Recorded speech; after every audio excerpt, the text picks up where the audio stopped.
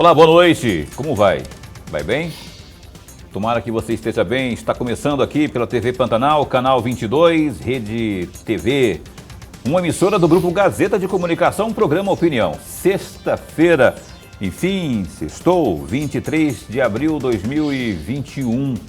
É com satisfação, muita alegria que a gente volta aqui a conversar com você. Afinal de contas, nessa conversa a gente também informa por meio das notícias propriamente, como também das entrevistas que aqui a gente faz a cada noite, de segunda a sexta. Hoje, por exemplo, vamos falar sobre educação pública. O representante do Sintep, que na verdade é o presidente do Sintep Mato Grosso, já está a postos com a gente aqui, é o Valdeir Pereira, esse que você vê aí, ó. E vai estar aqui, já está, né? Vai conversar conosco ao longo dessa próxima 1 hora aqui sobre educação aqui no estado em tempos de pandemia.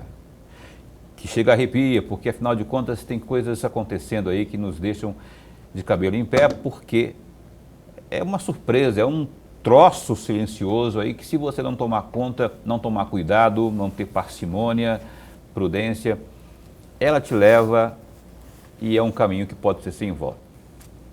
Comigo sempre, Lorenberg Alves, enfim, sextou, caríssimo professor. Boa noite, meu amigo Paulo Coelho, e um grande abraço, mas um grande abraço mesmo a todos os nossos telespectadores, a razão maior do nosso programa. A você que nos assiste também, além do canal 22, que nos assiste também pela internet, você que nos assiste pela página no Facebook da TV Pantanal e também pelo www.gazetadigital.com.br. A educação, ela passou a ser considerada, ou pelo menos momentaneamente, como essencial. É o que avaliaram os deputados federais na noite de ontem ou anteontem. E aí foi um projeto, né, de uma deputada do Cidadania, e os deputados, por sua maioria, votaram sim, a educação é uma atividade essencial. Com isso, pode desencadear toda uma situação que eu não sei aonde vai dar, mas, por exemplo, as aulas presenciais, elas têm aí uma força com essa aprovação aí para voltarem. Mas não parece o que pensa, o que considera como razoável o Sintep de Mato Grosso. Ou é? Valdeir Pereira, boa noite, muito bom recebê-lo aqui. E a minha primeira borrachada já é essa. Minha primeira pergunta é sobre a posição do Sintep, sobre isso que foi aprovado lá na Câmara Federal, sobre a essencialidade da educação. Boa noite, Paulo. Boa noite, professor. Dizer da satisfação de estar aqui novamente e tratar desse tema tão importante que é a educação pública, e principalmente nesse momento que a gente está de frente de uma pandemia. Então, infelizmente, nós estamos tendo aí, tanto nas câmaras municipais, assim como em algumas assembleias legislativas, e agora recentemente o Congresso Nacional apontando de que a educação é um serviço essencial. Na realidade, a educação, ela faz parte da vida das pessoas, é a sua essência em si, e é uma coisa estratégica para o desenvolvimento do Brasil, mas a inclusão como essencialidade, com o fito de voltar às atividades presenciais das nossas unidades escolares, é um equívoco, porque você tem dentro do espaço da escola de aglomeração, de movimentação de pessoas, e no momento que você tem uma pandemia em curso e também não tem a vacina para o conjunto da população e os próprios trabalhadores da educação, o que gera dentro dos trabalhadores da educação um desconforto muito grande. Além disso, nós tivemos aí uma declaração, por exemplo, do deputado dizendo que os profissionais da educação, durante essa pandemia, não trabalhou, né? O que é uma inverdade. Durante esse período de pandemia foi o momento que o conjunto de trabalhadores mais se debruçaram para tentar levar esse contato direto com o nosso estudante através de plataformas digitais, através de grupo de WhatsApp. Nós tivemos casos aí, por exemplo, de professores que tinham as apostilas e que pegaram o seu veículo e saíram rodando aí 40, 50 quilômetros para entregar ao estudante e manter esse vínculo com o processo educacional.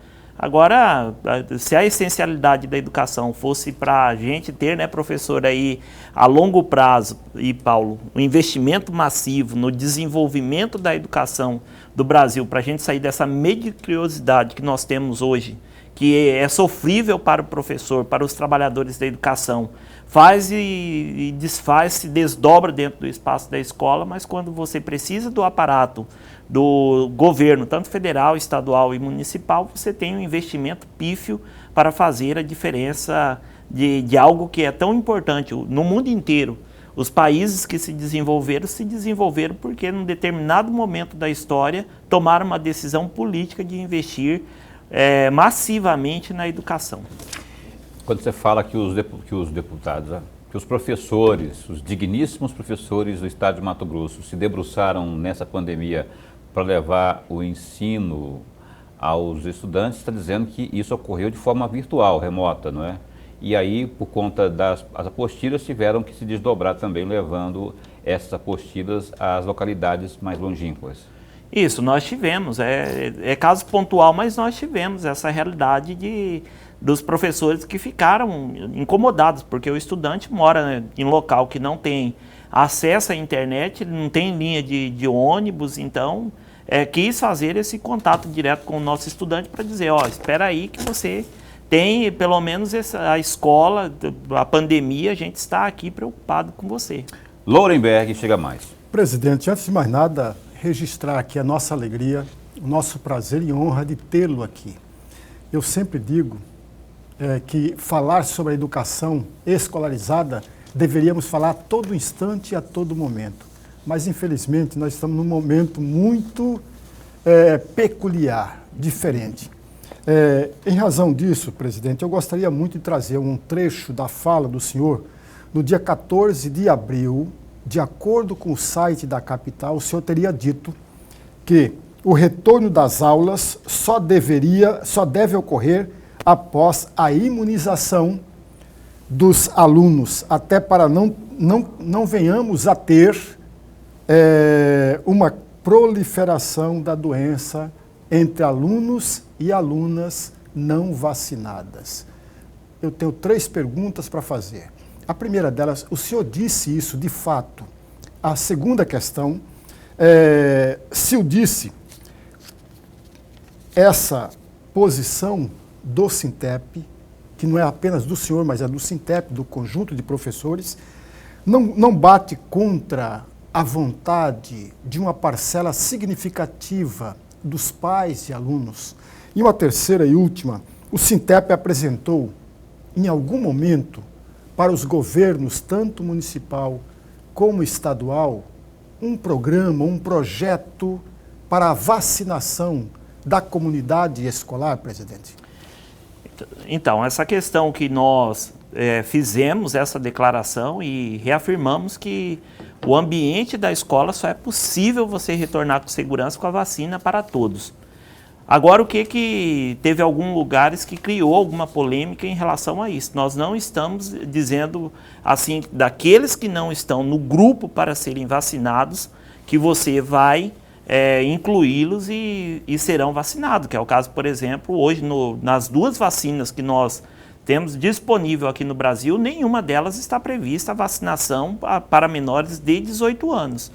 Mas só qual que é a realidade quando você trata da educação e o projeto tratou aqui na Assembleia Legislativa? Ele tratou da essencialidade da educação. Quando você trata da educação, você inclui desde a educação infantil até os cursos que a gente tem disponível de doutorado, mestrado, pós-graduação e tudo mais. Então, hoje, qual que é a realidade que nós temos? As escolas, por exemplo, que é de educação de jovens e adultos. Essa, se não houver a imunização dos nossos estudantes, é um risco muito grande, assim como você tem um risco nas escolas técnicas que oferecem os cursos técnicos, principalmente do Sistema S, e por aí vai, né? Em relação ao outro processo de imunização para os professores, o que a gente cobrou durante esse período de pandemia? As condições para que nós pudéssemos desenvolver as nossas atividades em processo remoto, porque nesse momento a gente entende que a inclusão dentro do cronograma do pessoal da segurança pública, como foi feito, como foi incluído também o pessoal da saúde, ele faz sentido. Agora, a gente vivenciou aí nos últimos 60 dias um drama muito grande dentro da educação, chegando aí a dia que nós noticiamos 7 falecimentos no único dia de trabalhadores da educação. Agora deu uma diminuída para 2, 3, né? Reduziu bastante isso. Agora, com a pré-eminência de retorno às escolas, como a gente já tem, principalmente pelas redes municipais, tende a haver a imunização, porque senão você tem problema seríssimo. Igual se pega, por exemplo, a escola de educação infantil, Paulo, a criança não tem a vacina, mas ele não vai para a escola sozinha, ela vai para a escola, precisa do pai, da mãe ou de alguém que leve essa criança, que na maioria das vezes é um adulto. Então, se você pensa numa escola que atende por turno em torno de 300 crianças, você vai ter ali no mínimo uma circulação no momento de todos entrarem na escola, num período ali de 30 minutos, essa circulação em torno de 290 a 250 pessoas nesse espaço da escola. Então, por isso, precisa ter um cuidado. Qualquer retorno à atividade escolar só será possível com 100% de segurança quando nós tivermos realmente a vacina para todos. Você não acha, Valdeir, que essa proposta que foi aprovada pela Câmara na madrugada de ontem, não é? De anteontem para ontem. Você não acha que isso pode e deve forçar os governos estaduais, como no caso do Mato Grosso, a assim vacinar os educadores, os profissionais de educação de uma forma mais célere? Tomara que isso aconteça, assim como a gente tem a ânsia da questão da vacina. Até ontem eu estava conversando com um colega de quando você vai, por exemplo, nos supermercados, que a gente não tem esse dado, porque eles não têm uma organização mais sistêmica quanto nossa. Mas há poucos dias eu estava numa fila, Paulo, e tinha, por exemplo, um dono de supermercado, uma pessoa que atua num supermercado, falando que ele já foi contaminado 2 vezes e o grupo é frequente a questão da contaminação nesses setores, dos comerciários, né? Mas esse projeto, a partir do momento que ele foi aprovado e qualquer retorno às aulas, primordial a questão da vacinação, senão a gente vai ter um problema gravíssimo em relação à saúde pública.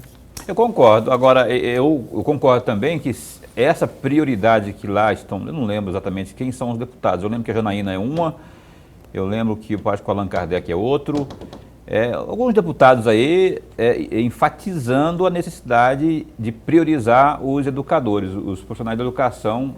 E uma vez isso acontecendo, o projeto que foi aprovado na Câmara ele não deixa de ter a sua grandeza. Sim, com certeza. Você tem, a partir do momento que qual que é uma realidade que a gente pode ter de retorno às aulas? De acordo com a curva epidemiológica aqui no estado e o comportamento da Covid, você vai ter lugar que, se você já tem os trabalhadores da educação e as crianças que não serão vacinadas, e essa curva está sob controle, você tem um ambiente que você pode retornar às atividades com toda tranquilidade. Eu não vejo, Lorenberg, assim, essa dificuldade toda, não é? Porque muita gente fala assim que o projeto que foi aprovado na Câmara, nossa, e agora? E essa pandemia aí que assusta realmente. As minhas crianças, por exemplo, você falou do SESI, os meus bacuris, eles estudam no SESI Escola. Eu, particularmente, não tenho andado presencial porque eu ainda estou ressabiado, né? Alguns vão me chamar de covardes, como já fui chamado, né, de covarde. Ah, não manda porque é covarde. Não a mim, né? Chama de covarde aqueles pais que não mandam, mas não é covarde, é filho, né? Se fosse até eu iria. Mas meus filhos, quando não tiver uma garantia maior aí, eu não vou mandar. Então, eu não vejo esse problema todo aí, se a Câmara Federal aprovou e aqui se tomarem a iniciativa de vacinarem todos os profissionais de educação, temos aí um problema resolvido ou não? Aí você já responde com a sua opinião e já pergunta para ele também a sua.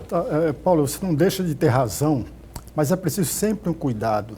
Havia uma tese no começo da pandemia, que é bom, amigo telespectador, recordar-se dela, de que a criança teria uma maior resistência ao vírus, mas ele é um polo transmissor desse mesmo elevador, vírus. né? Ele eleva. Ele leva. É, e aí é que está o grande problema. E mais ainda, nesta onda que nós estamos vivendo, amigo telespectador, o grupo de jovens que antes, até o ano que passou, não era atacado, não era agredido pelo vírus, já está. E tem gente, inclusive, morrendo. Hoje, por exemplo, que ontem... é assustador. Infelizmente. Né, infelizmente. Agora, presidente, voltando aqui, o senhor falava na resposta que o senhor nos deu, principalmente na pergunta que eu lhe fiz, o senhor falava, teve um período de 7 profissionais da educação morrendo.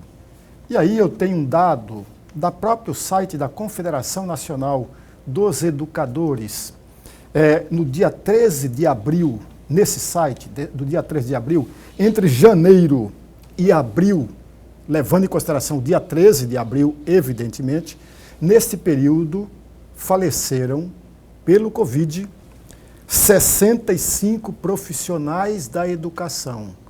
Um número maior, de acordo com o próprio site, um número maior do que os grupos de enfermeiros que estão na linha de frente.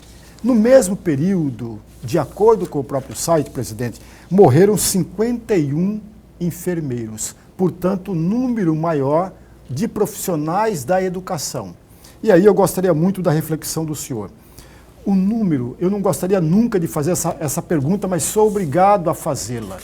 O número de mortes dos profissionais da educação, mantém-se esse mesmo número ou elevou esse número do dia 13 até hoje? Uma outra pergunta, presidente. O senhor tem os dados de cada cidade, de cada município do estado de Mato Grosso? Se os tem esse dado, presidente, eu gostaria de saber, e o amigo telespectador certamente também gostaria de saber, quais são as 6 primeiras cidades do estado com maior número de mortes do profissional da educação. Você está pedindo aí um balanço dos últimos 10 dias. Isso. Do 13 a 23, hoje, não é? Isso. Então, durante esse período, professor, infelizmente, a gente teve um número gritante de profissionais que faleceram.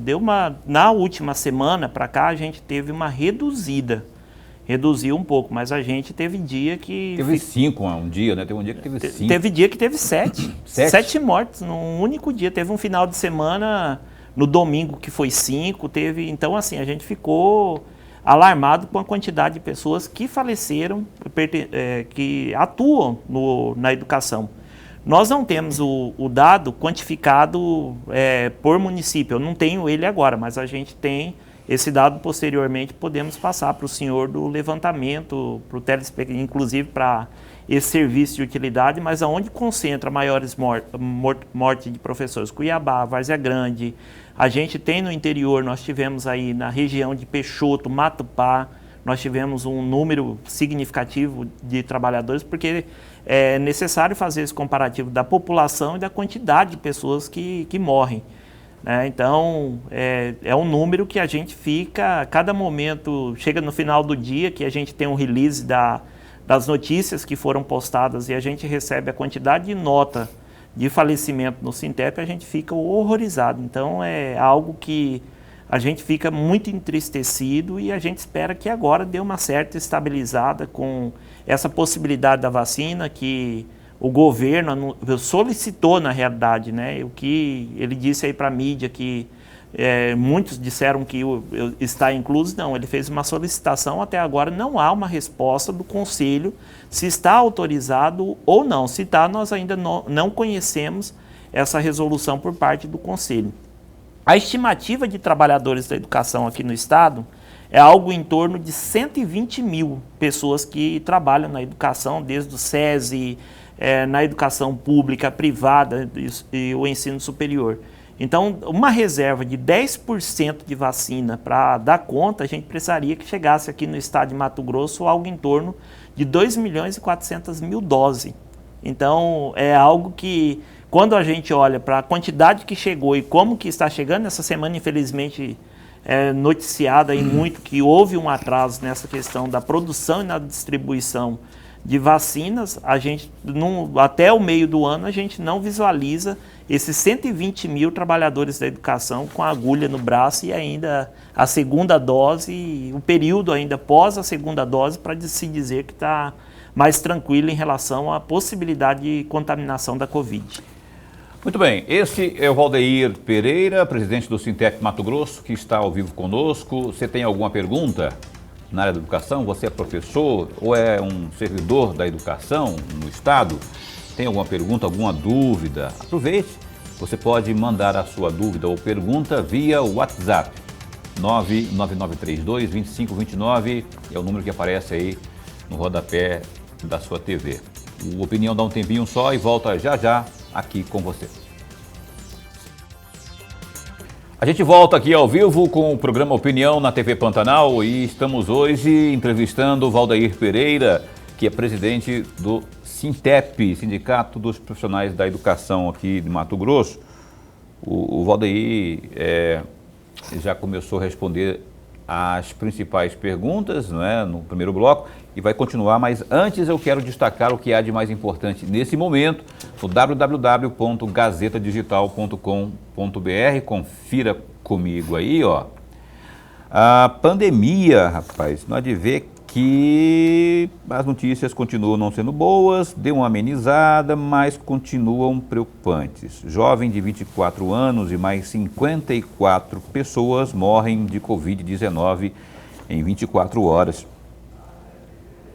Jovem de 24 anos, moradora de Rondonópolis, que fica a 212 quilômetros ao sul de Cuiabá, e outras 54 pessoas morreram vítimas de coronavírus em Mato Grosso nas últimas 24 horas, como apontam os dados do boletim epidemiológico divulgado pela Secretaria de Estado de Saúde, a SES, nesta sexta-feira, 23.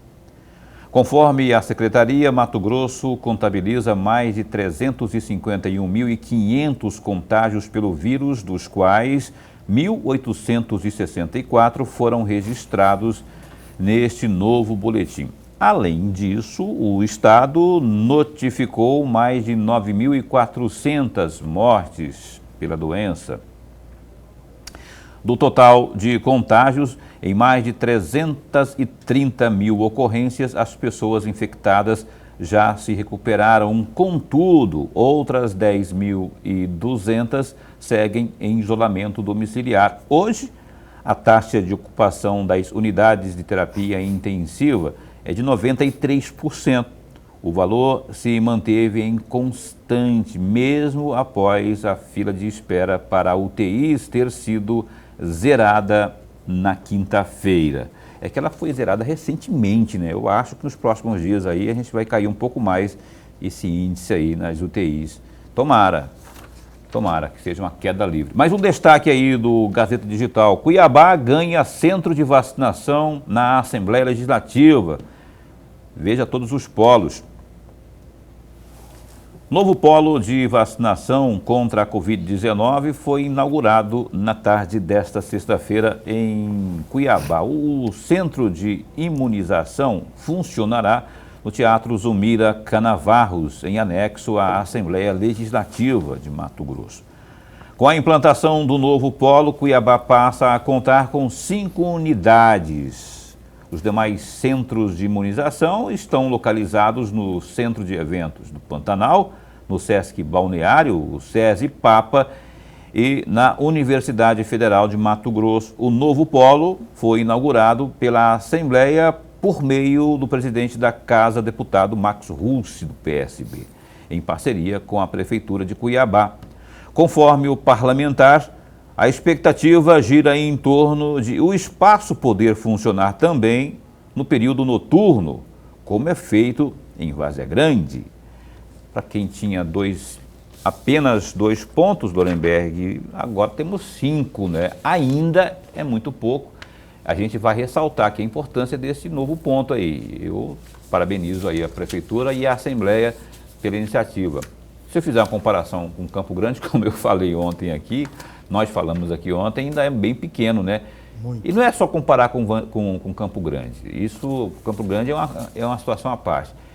é comparar com a demanda, né? Isso que tem que ser o X da questão. Demanda, não importa Campo Grande, não importa outras capitais, mas a comparação tem que ser feita com a demanda. 5 é um número razoável, aceitável para a demanda de Cuiabá? Meu amigo Paulo Coelho, eu nunca vou concordar com o sistema de centralização da vacinação. Nunca vou concordar. Porque quanto mais descentralizado nós tivermos, melhor e mais fácil será esta mesma vacinação. Embora todos nós sabemos que um número maior de postos para a vacina vai demandar um número maior de pessoas para aplicar a vacina. Isso demanda custos, porque veja, nós falamos aqui na Arena Pantanal, quanto custa esse posto de vacinação na Arena Pantanal? Tem um valor. Na Assembleia provavelmente não tem esse custo, mas na Arena Pantanal tem. Tem. Em outros postos talvez e provavelmente não terá um valor lá na universidade, mas tem as pessoas que estão vacinando.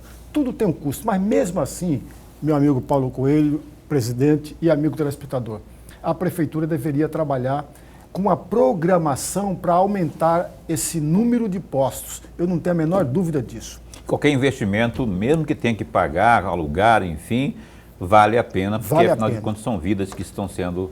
Quantos habitantes nós temos em Cuiabá, Paulo? Tem que levar em consideração sempre isso. Não importa se aparecer hoje em Cuiabá apenas 50 mil doses, mas é o número de pessoas. Ô Valdeir Pereira, antes de pedir sua opinião, eu vou pedir agora. Tem um WhatsApp aqui, mas eu quero fazer, nesse sentido aí, da linha de raciocínio do Lorenberg, a qual eu assino embaixo, o que você pensa sobre isso? Você acha que realmente estamos muito aquém, que a gente pode ter... pulverizado isso para outros cantos de Cuiabá e Mato Grosso? É muita pirotecnia para um momento tão crítico que nem esse. Primeiro que os postos de vacinação, os PSF, a sua grande maioria dispõe já de um centro de vacinação, pessoa treinada para fazer isso. Então eu ando bastante, viu, Paulo? Apesar de não ser daqui de Cuiabá, eu tenho andado bastante aqui. Eu fico olhando, por exemplo, a dificuldade de uma pessoa. Eu coloco como se fosse minha mãe, morasse, por exemplo, lá naquela região do Dr. Fábio e tivesse que vir aqui. Ela estaria correndo um risco desnecessário se a vacina estivesse num posto lá próximo da casa que ela pudesse ir a pé. Então essa que é a grande questão, né? A grande maioria da população que está sendo imunizada, que são senhores e senhoras, são pessoas de classe que não tem um veículo, na sua grande maioria, para deslocar. Então, por isso, a descentralização e tivesse utilizado os nossos postos, já nem demandaria de você ter gasto recurso aí para montar uma estrutura de tenda, etc. e tal, porque você já tem isso disponível no bairro. Eu concordo plenamente com o que o Valdeir falou aqui agora. Tem uns postinhos, gente, por que não usa a estrutura? É uma estrutura pequena. Proporcionaliza, então, a história, atende aquilo que é possível atender. Como são muitos postinhos, vários postinhos, são vários pontos automaticamente, quer dizer, você está pulverizando e até evitando a aglomeração e o tédio, né? Porque aqui as pessoas ficam ali na fila de espera por muito tempo. E que se você pulveriza, você diminui, inclusive, essa espera aí. Eu concordo com o que o Valdeir falou aqui, porque os postinhos estão aí, as policlínicas, enfim, essas das PSFs aí, para isso, justamente, podem ser utilizados, mas eu não sei se é pirotecnia, eu sei que poderiam estar sendo usados, né? E se tiverem outros aí para serem inaugurados, grandes, grandões, né, ginásios, enfim, tudo bem, quanto mais, melhor. O telespectador aqui do programa Opinião está perguntando ao Valdeir Pereira. Boa noite, eu gostaria de saber aí se as crianças são obrigadas a ter aulas na plataforma, pois as escolas estão obrigando. Eu queria muito saber, a pessoa não se identificou aí, se você não quis identificar, a gente respeita, mas eu pediria para as pessoas que mandarem perguntas, colocarem o nome para o presidente do Sintep responder diretamente a você. Essa questão está sendo contabilizada como dia letivo. Então, assim, o não acesso à plataforma e outros meios, né? Vale salientar que não é apenas a plataforma. Por exemplo, a família que tem dificuldade, que entrou em contato com a escola que o filho é matriculado, ela disponibilizou apostilas e tem também o grupo do WhatsApp que tem servido também como um feedback e contribuído dentro desse momento, né? Mas qual que é a nossa preocupação? Que isso está sendo contabilizado como dia letivo e como conteúdo que o seu filho teve.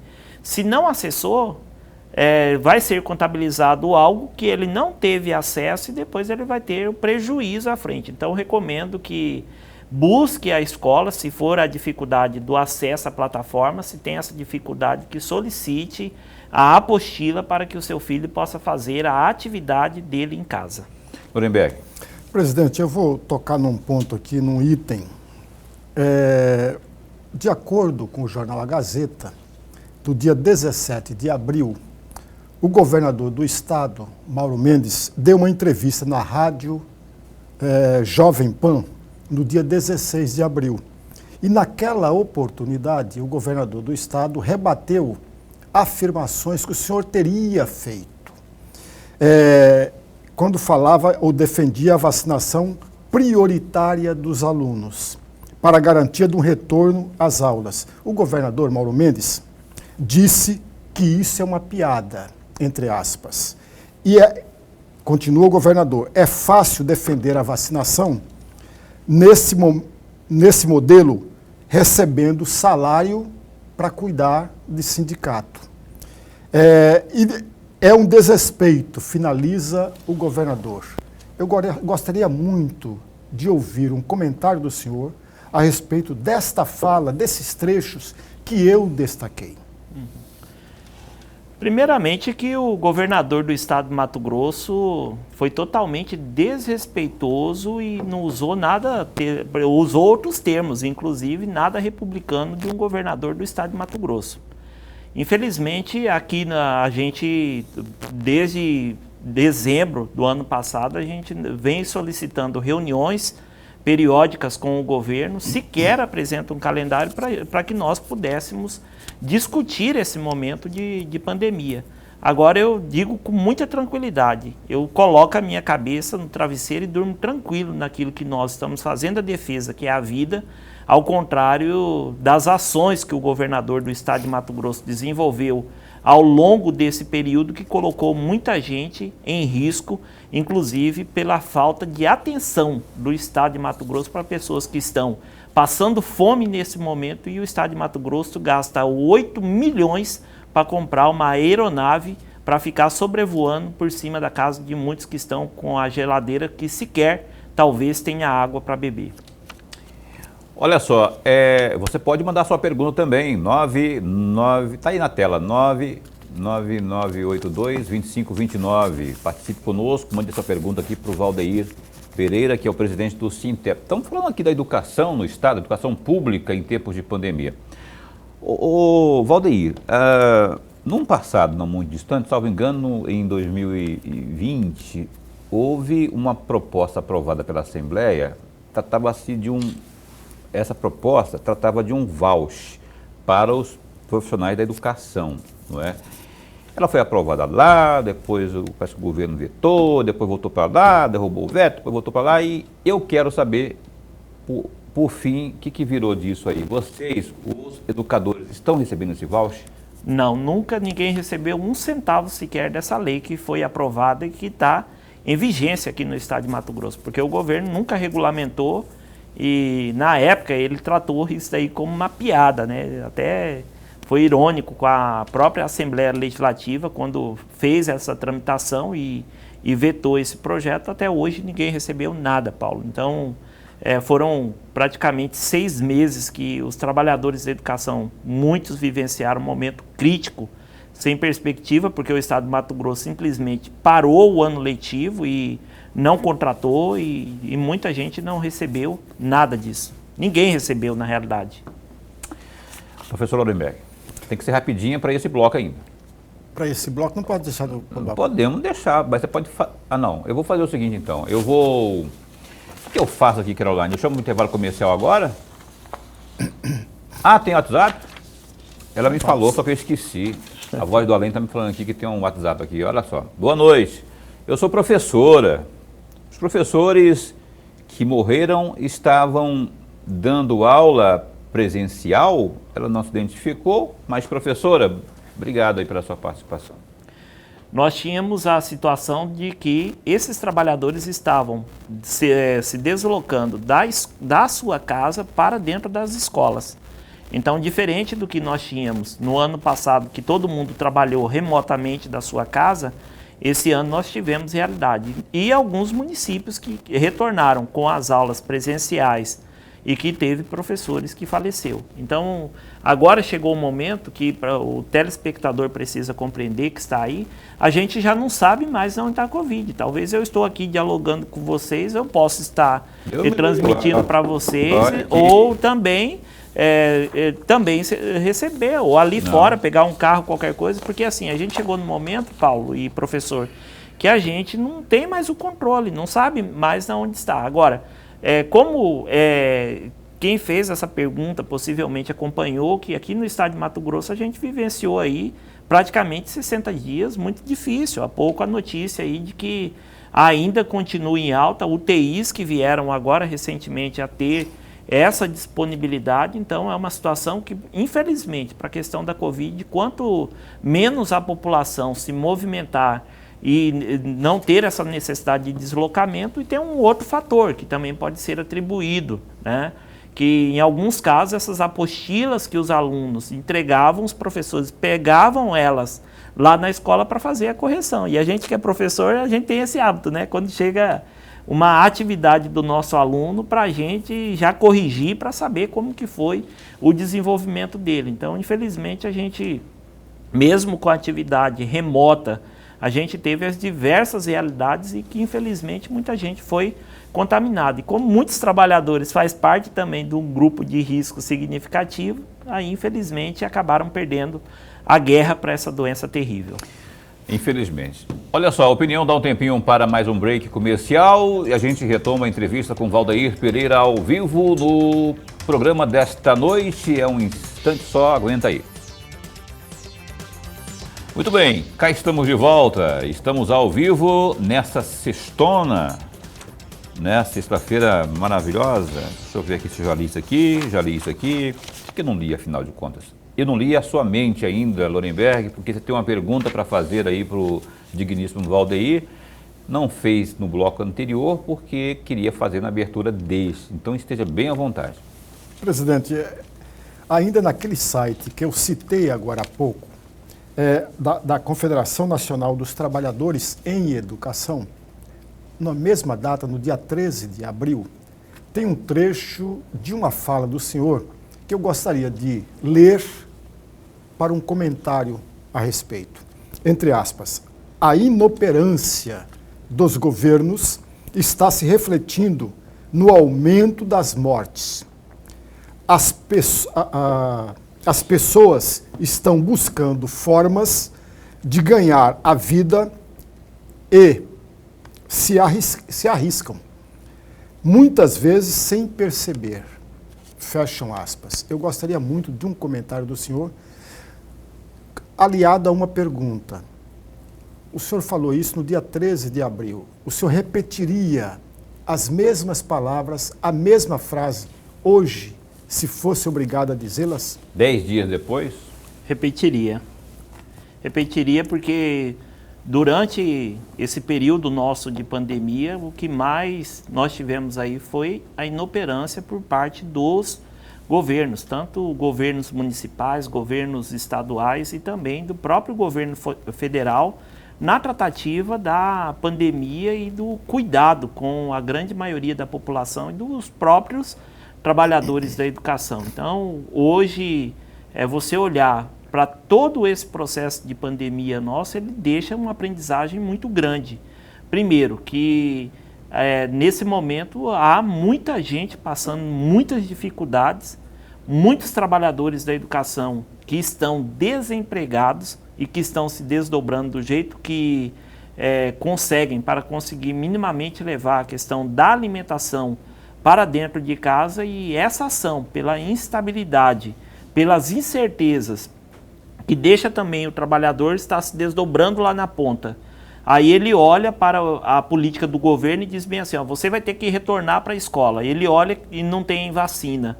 Olha para dentro de casa e fala, eu estou com um filho aqui, e se eu for contaminado? O que acontece dentro dessa coisa toda, né, dessa pandemia, com os leitos superlotados, etc. e tal. Então, isso gera um desconforto muito grande nos trabalhadores e que a gente afirma que está faltando muita coordenação para esse processo de pandemia, exemplo do que a gente citou agora há pouco também com a questão da própria vacinação, que uma insanidade aqui, a gente vivenciou também aqui em Cuiabá, que em plena pandemia se reduz a quantidade de ônibus para andar todo mundo amontoado. Não faz sentido isso. Né? Então é o tipo de coisa que quem está ali à frente do poder, ele tem que ter essa noção de quais são as medidas que tem que tomar. Vai onerar os cofres públicos, mas eu sempre digo, uma vida jamais você consegue recuperar e não tem preço. Olha, a propósito, a gente fala sempre aqui, né, quando se faz uma crítica, ninguém faz crítica bel prazer, né, para ofender ninguém. Essa questão da educação aqui no estado e também no município de Cuiabá, a gente sempre abre espaço para que as partes se manifestem. O secretário de Educação esteve recentemente aqui, o Alan Porto. O governador Mauro Mendes, ele tem sido convidado para vir aqui todo dia. Eu ligo para a secretária de Comunicação, para o adjunto, para o próprio governador, mando um zap, o convite está feito, tanto para ele, secretário-chefe da Casa Civil. No caso do município de Cuiabá, por exemplo, o prefeito Emanuel Pinheiro, além de a secretária de Educação do município ter vindo também recentemente, nós convidamos também o prefeito Emanuel Pinheiro para vir aqui também responder a alguns questionamentos, porque aqui na cidade de Cuiabá tem o movimento também parado, não é, por conta da pandemia, no caso da educação. O prefeito Emanuel Pinheiro vem, pelo menos confirmou, dia 27, terça-feira, estará ao vivo conosco aqui, Emanuel Pinheiro, respondendo aos questionamentos sobre educação e outros setores mais ao vivo, o prefeito de Cuiabá aqui conosco. E aqui a opinião está sempre aberta e a postos para bem informar. O telespectador está participando agora, Valdeir Pereira, conosco. Mais uma pergunta que chega aqui. Vamos lá ver quem está perguntando. Boa noite, eu queria saber como que o Sintep está lutando para sair a aprovação do TMI, deve ser isso, para fazer aí o nível superior NEI ou NEI. Educação, eu não entendi assim, você entendeu isso aqui, Langenberg? O time da educação, é isso. Ah, não, assim, eu vou refazer aqui a pergunta. Boa noite, eu queria saber como o Sintep está lutando para sair para aprovação, dos TMI e para fazer o nível superior. Aí que ele não colocou ponto, mas imagino que Ney deve ser o nome da pessoa, né? Ney Galvarro é o time da educação. Deve ser isso. Me perdoe, eu interpretei isso porque não tem um ponto ali, eu emendei tudo, mas eu acho que o presidente do Sintep entendeu. Eu vou pedir, se possível, refazer aí a pergunta, porque essa sigla que foi utilizada ali eu também não conheço, não faz parte da terminologia nossa no dia a dia do Sintep. Então, se possível, se pudesse TM, e eu não conheço exatamente do que se trata. Parece que ele refez, ó. Se possível, gostaria possa refazer. De saber, está lutando para sair para a aprovação do TMI. Enfim, eu não entendi aqui, você que participou aqui, se você se chama Ney também, que eu entendi que é isso, né? De todo modo, está aí à disposição, você tem pouquinho tempo para fazer, porque o programa está caminhando para o final, né? Uhum. Mas assim, em termos de concursos... eu tenho uma pergunta aqui, Lorenberg, que eu queria fazer faz tempo, rapaz. Aquela escola Nilo Povos ali, houve uma polêmica quanto ao fechamento dela, muita gente se posicionou contrário, os tradicionalistas, o pessoal das antigas aqui, né, especialmente, o pessoal que tinha tradição de estudar ali, que muita gente se formou ali, aí de repente ela deixou de ser o que era, não é? Como que o Sintep se posiciona? Então, cada escola que fecha para a gente é uma tristeza muito grande. Em se tratando ali da escola Nilo Povos, que tem toda uma história, deveria fazer parte inclusive do patrimônio histórico aqui de Cuiabá, pela quantidade de gente que estudou, toda a história que muitos carregam da escola Nilo Povos, ela acabou fechando e agora quando passo lá em frente e vejo o matagal tomando conta, é de uma tristeza sem tamanho, porque à época o secretário de Estado de Educação dizia que iria desativar a escola, mas é porque tinha um plano de fazer uma ampla reforma naquele prédio e fazer uma utilização para a área da educação, com atendimento das crianças portadoras de necessidade. Infelizmente está abandonada, jogada às traços, o matagal tomando conta de algo que muita gente sabe o significado, até mesmo a presidente do Tribunal de Justiça, né, porque é da família Povos, sabe o significado e a família se envolveu bastante dentro desse processo, se reuniu até mesmo com o próprio governador, mas infelizmente não houve a sensibilidade para manter aquele patrimônio e de repente pensar num outro projeto ali para ampliar, talvez uma escola de ensino técnico ali caberia muito porque ali você tem muita gente que trabalha como estagiária ali no centro de Cuiabá, já sairia no outro turno e poderia ser utilizado para essa finalidade. Professor. Eu vou pegar carona da pergunta do Paulo, que é muito boa, presidente. Obrigado, professor. E aproveitar a carona também da sua resposta para trazer uma outra escola. Recentemente teve uma briga danada, pressão danada naquela escola Natalino Ferreira Mendes de Cáceres, que passou vai funcionar agora como escola militar, né? E aí eu tenho duas perguntas a respeito disso. O senhor acha justo, correto, eu estou falando, o senhor, na verdade, o Sintep todo, acha justo e correto a mudança de um prédio destinado à educação pública para a escola militar? E aí eu vou acrescentar mais um outro dado. Não seria melhor, já que o governo gostaria de fazer, não construir um prédio novo para tal e deixar o prédio antigo? Porque, se não me falha a memória, presidente, eu estou provocando mesmo a reflexão do senhor, parece-me que já são 12 escolas militares, quando na verdade não construiu nenhum prédio novo. São prédios que já existiam e transformando isso, o que provoca, de uma certa forma, apreensão e indignação por parte de um grupo de pessoas quando querem mudar o nome da escola. E eu estou me referindo também, de novo, à escola Natalino Ferreira Mendes, que se não fosse a briga da comunidade de Cáceres, o nome do professor teria sido desaparecido da escola. Infelizmente, aqui no estado de Mato Grosso, nós estamos nessa crescente de escolas sendo entregue para a força de segurança. A exemplo da própria escola Presidente Médici, que agora passa a ser gerida pela Polícia Rodoviária Federal, para a gente ter uma noção, e essas escolas, quando estavam sendo transferidas, agora houve um projeto de lei que permitiu que possa continuar com o nome da escola, mas antes ela já mudava, se chamava Escola Tiradentes e colocava o nome de uma patente de alguém de dentro da Polícia Militar dentro dessa escola. Agora poderá continuar. Hoje, nós não temos dúvidas de que o projeto de escola militar aqui no estado de Mato Grosso, a militarização de escola, é um projeto equivocado. Primeiro, porque ela foge totalmente de um princípio básico, que é da universalização, da inclusão e de você ter uma escola onde todos possam adentrar dela. O desafio nosso seria melhorar as nossas escolas públicas, né? Valdeir, tem mais participação aqui. Vamos lá ver quem está perguntando, que estamos caminhando para o finalzinho do programa. Boa noite. Pergunta aí para o presidente do Sintep sobre a nomeação do concurso público da SEDUC. A pessoa também nos identificou. Tem mais um aí, vamos colocar logo o segundo. Pergunta de hoje. Olá, boa noite.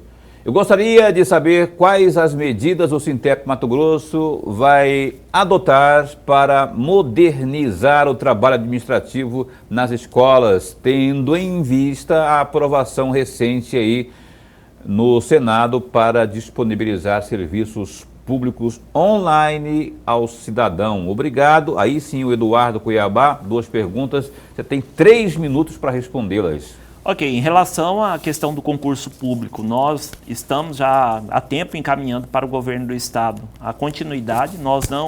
O governo do estado resolveu não responder mais o Sintep.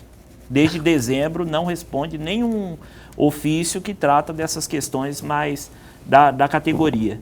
E o outro ponto que foi perguntado ali, acerca da modernização do espaço da escola, tudo que a gente gostaria desse momento é que a escola realmente, nesse salto, e na economia que foi feita durante essa pandemia, esse recurso entrasse nas nossas instituições para que nós tivéssemos as melhores escolas do mundo. Mas a gente ainda tem muita dúvida. Quando a gente anda por esse estado inteiro, os recursos não estão chegando efetivamente nas escolas, e se hoje fosse para voltar a um patamar de quando a gente suspendeu as aulas, voltaria nas mesmas condições, fazendo as mesmas coisas, porque não há um investimento robusto para melhorar a nossa educação pública. Não houve modernização ainda. Não houve ainda. O Valdeir Pereira, presidente do Sindicato dos Trabalhadores da Educação de Mato Grosso, Sintep, o Opinião agradece a sua vinda aqui mais uma vez. As portas e essa bancada estão abertas sempre que tiver informação relevante para passar para o nosso telespectador. Muito obrigado e se cuidem. Um bom fim de semana. Obrigado e agradecemos. É uma satisfação estar aqui junto com vocês nesse momento falando daquilo que faz parte do nosso dia a dia, que é a educação. A Caroline está passando, a Caroline, nossa produtora, está passando aqui uma informação chata, não é? No ponto, que faleceu agora no início da noite. Complicações, né, Caroline? Faleceu agora no início da noite a mãe do deputado Eliseu Nascimento e do vereador Cezinha Nascimento. Você vê aí, inclusive, no Gazeta Digital. Ao deputado, aí está na tela, por favor, está aí naquela também, ó. Maria dos Anjos Nascimento, 72 anos, morreu nesta sexta-feira após sofrer complicações motivadas pelo novo coronavírus. Ela era mãe do deputado Eliseu Nascimento, do PSL, e também do vereador Cezinha Nascimento, do PSL. Dona Maria, como era conhecida, ficou internada durante 13 dias na unidade de terapia intensiva UTI do Hospital Santa Casa, em Cuiabá, após ser reinfectada pela Covid-19. Ela já havia se recuperado da doença, contudo, acabou falecendo aí após sofrer uma parada cardíaca na tarde dessa sexta-feira, no finalzinho da tarde, já início da noite. Mais detalhes aí no Gazeta Digital. Agradeço a você. É a notícia chata, triste, muito triste. Um abraço aí ao Eliseu, ao Cezinha, nossos sentimentos aqui do Opinião, viu? Que Deus conforte aí o coração de vocês. E você que está aí assistindo, se cuida, mas se cuida de verdade aí, sem aglomeração, parcimônia, tenha consciência de que nós temos que vencer esse mal maior, esse mal invisível. Até segunda-feira, com o entrevistado será o Wilson Santos, deputado estadual do PSDB, ao vivo aqui no Opinião. Fica bem, fica com Deus também.